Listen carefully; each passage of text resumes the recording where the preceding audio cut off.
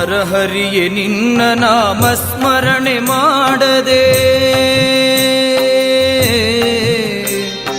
ನರಹರಿಗೆ ನಿನ್ನ ನಾಮ ಸ್ಮರಣೆ ಮಾಡದೆ ನರಕದಲ್ಲಿ ಗುರಿಯಾದೆನೋ ಹರಿಯೇ. ಸಿರಿರಮಣ ತವ ಚರಣ ದೊರಕುವುದು ಹ್ಯಾಂಗಿನ್ನು ಪರಮ ಪಾಪಿಷ್ಟನಾನು. ನರಹರಿಯೇ ನಿನ್ನ ನಾಮ ಸ್ಮರಣೆ ಮಾಡದೆ ನರಕದಲ್ಲಿ ಗುರಿಯಾದೆನೋ ಹರಿಯೇ. ಸಿರಿರಮಣ ತವ ಚರಣ ದೊರಕುವುದು ಹ್ಯಾಂಗ. ಅದುಮಾರ ಮಠದ ವಿಶ್ವಪ್ರಿಯ ತೀರ್ಥ ಶ್ರೀಪಾದರು ನಮ್ಮ ಗುರುಗಳಾದ ಯತಿಕುಲ ಚಕ್ರವರ್ತಿಗಳಾದ ವಿಶ್ವೇಶ ತೀರ್ಥರ ಬಗ್ಗೆ, ಅವರು ಯತಿಕುಲ ಚಕ್ರವರ್ತಿಗಳೇ ಅಲ್ಲ, ಅವರು 5 ಪರ್ಯಾಯವನ್ನು ಪೂರ್ಣ ಮಾಡಿಲ್ಲ, ದಿನಗಳು ಪೂರ್ಣವಾಗಿಲ್ಲ ಅನ್ನುವ ಯಾವ ಸಂತರು ಹೇಳದೇ ಇರುವ ಅಪಸ್ವರವನ್ನು ಎತ್ತಿದ್ದಾರೆ. ಯತಿಕುಲ ಚಕ್ರವರ್ತಿ ಅಂತ ಕರೆಸಿಕೊಳ್ಳಿಕ್ಕೆ 5 ಪರ್ಯಾಯ ಆಗಬೇಕು ಅಂತ ಯಾವ ದಾಖಲೆಗಳಿಲ್ಲ, ಯಾವುದೇ ರೀತಿಯ ಅಭಿಪ್ರಾಯ ಇಲ್ಲ. ಅವರ ಸಾಧನೆ, ಅವರ ಗರಿಷ್ಠತೆ, ಅವರು ಮಾಡಿದ ಸಮಾಜ ಉಪಕಾರ, ನಮ್ಮ ಮಾಧ್ವ ಪರಂಪರೆಗೆ ಮಾಡಿದ ಕೊಡುಗೆ, ಹಿಂದೂ ಸಮಾಜ ಸನಾತನ ಧರ್ಮಕ್ಕೆ ಮಾಡಿದ ಅವರ ಅದ್ಭುತವಾದ ಕೊಡುಗೆಗಳನ್ನು ಕಂಡು ಎಲ್ಲ ಸಜ್ಜನರು ಒಮ್ಮನಸ್ಸಿನಿಂದ ಕೊಟ್ಟಿರುವಂತಹ ಯತಿಕುಲ ಚಕ್ರವರ್ತಿ ಎನ್ನುವ ಈ ಪ್ರಶಸ್ತಿಯನ್ನ ಅದವರಿಗೆ ಸಂದಾಯ ಆಗಿದ್ದು ತಪ್ಪಾಗಿದೆ ಅಂತ ನಿಷೇಧ ಮಾಡಿದ್ದು ಸಮಗ್ರ ಸನಾತನಿಗಳಿಗೆ, ಎಲ್ಲ ಮಾಧ್ವ ಪರಂಪರೆಗೆ, ವಿಷ್ಣು ಭಕ್ತರಿಗೆ, ಅವರ ಶಿಷ್ಯರಾದ ನಮಗೆಲ್ಲ ಅತ್ಯಂತ ದುಃಖದ ಸಂಗತಿಯಾಗಿದೆ. ಖಂಡಿತ ಈ ಮಾತನ್ನ ವಾಪಸ್ ತೆಗೆದುಕೊಳ್ಬೇಕು, ಅವರು ಕ್ಷಮೆಯಾಚನೆ ಮಾಡಬೇಕು. ಅವರಿಗೆ ಪೂಜ್ಯ ಗುರುಗಳಾಗಿದ್ದಾರೆ, ಅಂತಹ ಗುರುಗಳಿಗೆ ಅವರು ಅಪಚಾರದ ಮಾತುಗಳನ್ನಾಡಿದ್ದಾರೆ. ವಿಶ್ವಪ್ರಸನ್ನ ತೀರ್ಥಾಚರಣೆ ಮಾಡಬೇಕು, ಅವರಿಗೆ ಪೂಜ್ಯ ಗುರುಗಳಾಗಿದ್ದಾರೆ, ಅಂತಹ ಗುರುಗಳಿಗೆ ಅವರು ಅಪಚಾರದ ಮಾತುಗಳನ್ನು ಆಡಿದ್ದಾರೆ. ವಿಶ್ವಪ್ರಸನ್ನ ತೀರ್ಥರಿಗೂ ಅಪಚಾರದ ಮಾತುಗಳನ್ನ ಮಧ್ಯದಲ್ಲಿ ಆಡಿದ್ದಾರೆ. ಅದರ ಜೊತೆಗೆ ಅವರ ಮಾತನ್ನ ಅನುಮೋದನೆ ಮಾಡಿದ ಕುತ್ತಿಗೆ ಶ್ರೀಪಾದರು ಇದಕ್ಕೆ ಸ್ಪಷ್ಟನೆಯನ್ನು ನೀಡಬೇಕು. ಇದೇನೆಂದರೆ ತುಂಬಾ ಒಂದು ಮೌನ ಮಂತ್ರದ ಮೂಲಕ ಪ್ರತಿಭಟನೆಯನ್ನು ಅಲ್ಲಲ್ಲಿ ನಾವು ಮಾಡುವಂತಹ ಸಂಕಲ್ಪವನ್ನು ಮಾಡಬೇಕಾಗಿದೆ. ಆದಷ್ಟು ಬೇಗ ಇದರಿಂದ ಎಚ್ಚೆತ್ತುಕೊಂಡು ನಮ್ಮ ಸಮಾಜದ ಸ್ವಾಸ್ಥ್ಯವನ್ನು ಕಾಪಾಡುವಂತಹ ಒಂದು ಹೇಳಿಕೆಯನ್ನ ಕೊಡಬೇಕು. ಇನ್ನು ಮುಂದೆ ಯಾವತ್ತೂ ಕೂಡ ಇಂತಹ ಮಾತುಗಳನ್ನು ಆಡಬಾರದು ಅಂತ ನಾವು ಬಲವಾಗಿ ಈ ಅಭಿಪ್ರಾಯವನ್ನು ಖಂಡಿಸ್ತಾ ಇದ್ದೇವೆ. ಹರಯೇ ನಮಃ. ಇನ್ನು ಪರಮ ಪಾಪಿಷ್ಟ ನಾನು.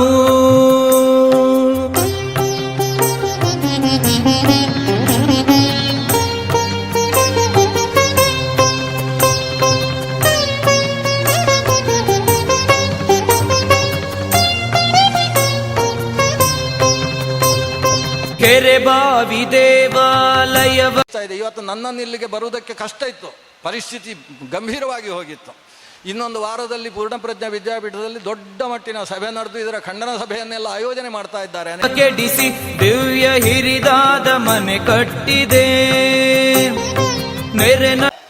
ನಾವು ಮೊನ್ನೆ ಏನೋ ಆಡಿದ ಮಾತಿನಿಂದ ಸಜ್ಜನರಿಗೆ ಬೇಸರ ಆಗಿದ್ದರೆ ನಾವು ಬೇಸರ ಆಗಬೇಕೆನ್ನುವ ಉದ್ದೇಶದಿಂದ ಮಾತಾಡಿದವರಲ್ಲ. ವಿಶ್ವೇಶ ತೀರ್ಥರಂದರೆ ಏನು ಅಂತ ನಮ್ಗೆ ಗೊತ್ತು. ಏನೋ ಮಾತಿನ ಭರದಲ್ಲಿ ಏನೋ ಹೇಳಿದ್ದಿರಬಹುದು. ಅದರಿಂದ ಸಜ್ಜನರು ಬೇಸರಗೊಂಡ್ರು ಅಂತಂದರೆ ಸಜ್ಜನರ ಅಪ್ಪನಾದ ಭಗವಂತನ ದ್ವೇಷದಲ್ಲಿ ಪರ್ಯವಸಾನ ಆಗುತ್ತೆ. ಆ ನಿಟ್ಟಿನಲ್ಲಿ ನಾನು ಕ್ಷಮೆ ಕೇಳಲಿಕ್ಕೆ ಎಷ್ಟು ಕೆಳಗೆ ಬೇಕಾದರೂ ನಾನು ಇಳಿಲಿಕ್ಕೆ ತಯಾರಿದ್ದೇನೆ.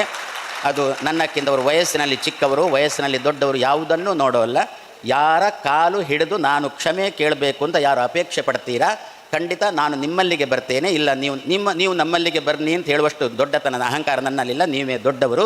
ನೀವಿದ್ದಲ್ಲಿಗೆ ಬಂದು ನಿಮ್ಮ ಪಾದ ಹಿಡಿದು ನಾನು ಹೇಳಿದ್ದು ತಪ್ಪಾಯಿತು ಎನ್ನುವುದನ್ನು 10 ಸಲ ಅಲ್ಲ 100 ಬಾರಿ ನಾನು ಹೇಳಿ ನನ್ನ ಮಾತಿನ ಸ್ವಚ್ಛತೆಯನ್ನು, ಶುದ್ಧತೆಯನ್ನು ಮತ್ತೊಮ್ಮೆ ಹೇಳಿಕೊಂಡು ವಿಶ್ವೇಶ ತೀರ್ಥರು ಹಿರಿಯಣ್ಣನಂತೆ, ಅಂದರೆ ಪಿತೃಸಮ ನಮಗೆಲ್ಲ ತಂದೆ ಸ್ಥಾನದಲ್ಲಿ ಇರತಕ್ಕಂಥವರು ಅಂತ ವಿಶ್ವೇಶ ತೀರ್ಥರನ್ನು ಅವಮಾನ ಮಾಡುವ ಒಂದು ಎಳ್ಳಷ್ಟು ಯೋಗ್ಯತೆಯೂ ಕೂಡ ನನ್ನಲ್ಲಿ ಇಲ್ಲ. ಹಾಗೇನಾದರೂ ಸಾತ್ವಿಕರು ಅದನ್ನು ಮನಸ್ಸಿಗೆ ತೆಗೆದುಕೊಂಡಿದ್ದರೆ ಅದನ್ನು ಇಲ್ಲಿಂದಲೇ ತೆಗೆದು ಹಾಕಿ ಅಂತ ಈ ಸಂದರ್ಭದಲ್ಲಿ ನನ್ನ ಬಾಯಿಂದ ಒಳ್ಳೆಯ ಮಾತುಗಳನ್ನು ಇನ್ನು ಮುಂದೆ ಭರಿಸುವಂತೆ ಮಾಡೋ. ಯದ್ಯಪಿ ನಾನು ಈ ವೇದಿಕೆಯಲ್ಲಿ ಹೇಳಬೇಕು ಅಂತ ಅಪೇಕ್ಷೆ ಪಟ್ಟಿರಲಿಲ್ಲ. ಆದರೆ ಸಾತ್ವಿಕರಾದ ಪ್ರಾಮಾಣಿಕರಾದ ಸತ್ಯನಾರಾಯಣ ಆಚಾರ್ಯರು ವೇದಿಕೆಯಲ್ಲಿ ಪ್ರಸ್ತಾಪ ಮಾಡಿದ್ರು. ಆದ್ದರಿಂದ ಇದಕ್ಕೆ ಸ್ಪಷ್ಟೀಕರಣವನ್ನು ಈ ವೇದಿಕೆಯ ಮೇಲೇನೆ ನಾನು ಕೊಡ್ತಾ ಇದ್ದೇನೆ. ಸತ್ಯವಂತರಿಗಿದು ಕಾಲವಲ್ಲ, ದುಷ್ಟ ಜನರಿಗಿದು ಸುಭಿಕ್ಷ ಕಾಲ, ದುಷ್ಟ ಜನರಿಗಿದು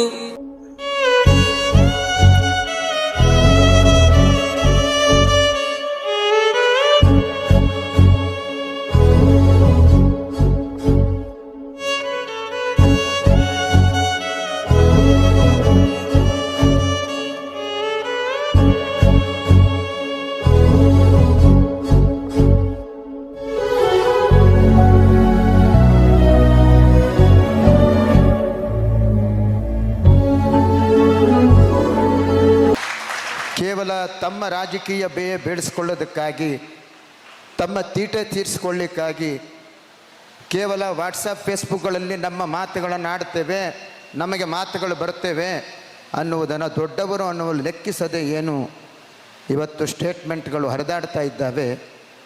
ನಮ್ಮ ಯೋಗ್ಯತೆ ಏನು ಅಂತ ನಾವು ತಿಳ್ಕೋಬೇಕು. ಮೊದಲು ಅವರು ಎಷ್ಟು ದೊಡ್ಡವರು ತಮ್ಮ ತಪ್ಪುಗಳನ್ನು ಒಪ್ಪಿಕೊಂಡು ಅವರು ದೊಡ್ಡವರಾಗ್ತಾರೆ.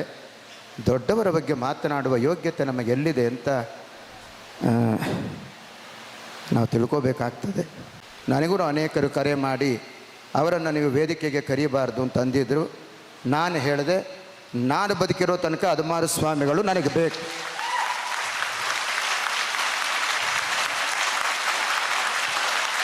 ನಾನು ಬದುಕಿರುವವರೆಗೂ ನಮ್ಮ ಎಲ್ಲ ಕಾರ್ಯಕ್ರಮಗಳಿಗೂ ಅದುಮಾರ ಸ್ವಾಮಿಗಳು ಬೇಕು.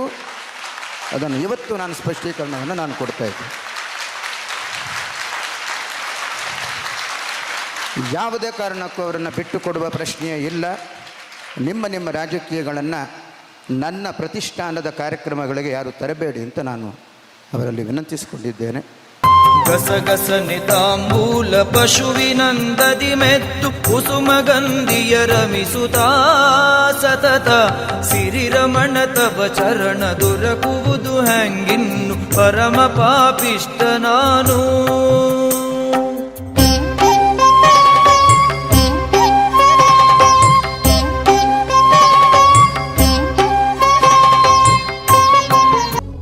ಮನೆಯಲ್ಲಿ ಹಿಂದೆಲ್ಲ ಜಮಖಾನಗಳು, ಇದೆಲ್ಲ ಹೊಸ ಸ್ಟೈಲ್ ಬಂದಿದೆ ಇವತ್ತು ಮ್ಯಾಟ್ಗಳು. ಹಿಂದೆಲ್ಲ ಜಮಖಾನ 3 ಜನ ಕೂತ್ಕೊಳ್ಳೋ ಜಮಖಾನ ಹಾಸೋದು. ಆಮೇಲೆ ಅದರ ಧೂಳು ತೆಗಿಬೇಕು. 10 ದಿನ ಬಂದು ಕೂತ್ರೆ ಅದರ ಧೂಳು ಎಷ್ಟಿರುತ್ತೆ ಅದನ್ನು ಒಗಿಲಿಕ್ಕಾಗುತ್ತೆ, ವಾಷಿಂಗ್ ಮಿಷನ್ ಹಾಕ್ಲಿಕ್ಕಾಗುತ್ತೆ. 3 ಜನ ಕೂತ್ಕೊಳ್ಳೋ ಜಮಖಾನ. ಕೊನೆಗೆ ಮಂಡೆ ಕೆಲಸ ಮಾಡೋದೇನು, ಉಪ್ಪರಿಗೆ ಮೇಲೆ ತೊಗೊಂಡೋಗಿ ಜಮಖಾನವನ್ನು ಇಳಿಬಿಟ್ಟು 2 ಕೋಲ್ ತೊಗೊಂಡು ರಪ ರಪ ರಪ ಬಾರಿಸೋದು. ಇರುವ ಧೂಳೆಲ್ಲ ಹೊರಟೋಗುತ್ತೆ. ನರಕ ಅಂದರೆ ಹೀಗೆ. ಜೀವರನ್ನ ಜಮಖಾನ ಥರ ಮಾಡಿ ಮೇಲೆ ಒಂದು ಮರದ ಮೇಲೆ ಹತ್ತಿಸ್ತಾರೆ. ಅಲ್ಲಿ ಯಮಕಿಂಕರ ನಿಂತು ಚೆನ್ನಾಗಿ ಚುಚ್ಚುತ್ತಾರೆ ಅವರನ್ನು. ಅವ್ರು ಮಾಡಿದ ಅಪರಾಧಗಳನ್ನು ಹೇಳಿ ಶಿಕ್ಷೆ ಕೊಡ್ತಾರೆ. ಆ ಶಿಕ್ಷೆ ಕೊಟ್ಟು ಅವರ ದೇಹ ಎಲ್ಲ ತುಂಡಾಗಿ ಬೀಳಬೇಕಾದ್ರೆ ಲೋಹಗಳ ಕೊಪ್ಪರಿಗೆ ಕುದಿತಾ ಇರುತ್ತೆ ಕೊತ ಕೊತ ಕೊತ ಅಂತ. ಅದರ ಒಳಗಡೆ ಆ ಜೀವರಾಶಿಗಳು ಬೋಂಡಾ ಥರ ಬೀಳ್ತಾರೆ. ಬೊಬ್ಬೆ ಹೊಡಿತಾರೆ, ಸಾವಿರಾರು ಬೊಬ್ಬೆ ಹೊಡಿತಾರೆ. ಅವಾಗ ಯಮದೇವರು ಬಂದು ಕೇಳ್ತಾರೆ, ನರಜನ್ಮ ಬಂದಾಗ ನಾಲಿಗೆ ಇರುವಾಗ ಕೃಷ್ಣ ಎನಬಾರದೆ,